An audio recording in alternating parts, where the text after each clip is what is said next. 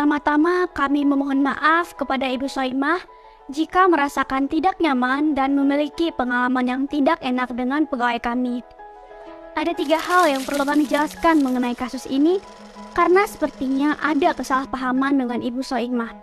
Perlu dicatat bahwa sampai saat ini belum ada pegawai pajak yang pernah bertemu Ibu Soimah secara langsung. Berikut penjelasan kami. Pertama, mengenai kisah tahun 2015 ketika Ibu Soimah membeli rumah. Mengikuti kesaksian beliau di notaris, patut diduga yang berinteraksi adalah instansi di luar kantor pajak yang berkaitan dengan jual beli aset berupa rumah. Kami sampaikan bahwa kalaupun ada interaksi yang dilakukan KPP Pratama Bantul, maka hanya sebatas kegiatan validasi nilai transaksi rumah tersebut. Validasi dilakukan di kantor pajak kepada penjual, bukan kepada pembeli, untuk memastikan bahwa nilai transaksi yang dilaporkan memang sesuai dengan ketentuan. Kedua, kenapa ada debt collector? Kantor pajak menurut undang-undang sudah punya debt collector sendiri, yaitu Jurusita Pajak Negara atau JSPN. Mereka bekerja dibekali surat tugas dan menjalankan perintah jelas jika ada tunggakan pajak. Ibu Soimah sendiri tidak pernah diperiksa kantor pajak dan tercatat tidak ada utang pajak. Lalu, buat apa didatangi sambil membawa debt collector? Apa benar itu pegawai pajak? Jika benar pegawai pajak, mungkin saja itu petugas penilai pajak yang meneliti pembangunan pendopo Ibu Soimah. Petugas pajak bahkan melibatkan penilai profesional agar tak semena-mena.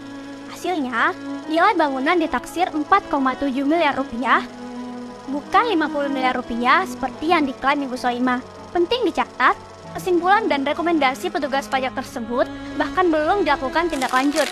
Dan ketiga, sambat beliau ketika dihubungi petugas pajak yang seolah dengan cara tidak manusiawi mengejar untuk segera melaporkan SPT di akhir Maret 2023 ini. Pada chat tersebut, petugas kami hanya mengingatkan Ibu Soimah untuk melaporkan SPT dan menawarkan bantuan jika terdapat kendala dalam pengisian agar tidak terlambat karena batas pelaporan adalah akhir Maret.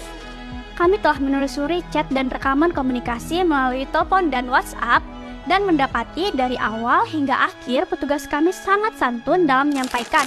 Hingga detik ini pun meski Ibu Soimah terlambat menyampaikan SPT, KPP tidak mengirimkan surat teguran resmi, melainkan melakukan pendekatan persuasif. Demikian penjelasan kami.